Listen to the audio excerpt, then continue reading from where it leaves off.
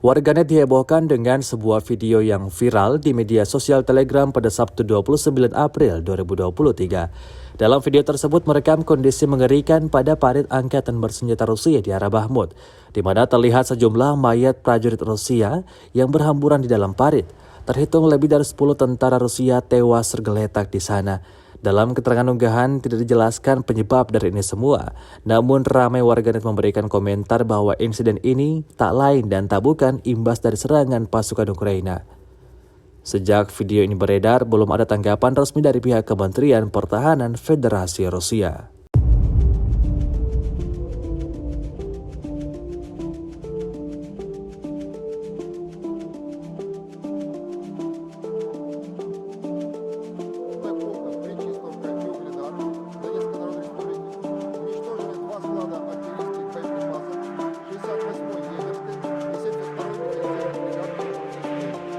Поражение 86 в районах населенных пунктов Владимировка, Кременная Луганской Народной Республики, Табаевка Харьковской области, Никольская Донецкой Народной Республики и Жеребянки Запорожской области.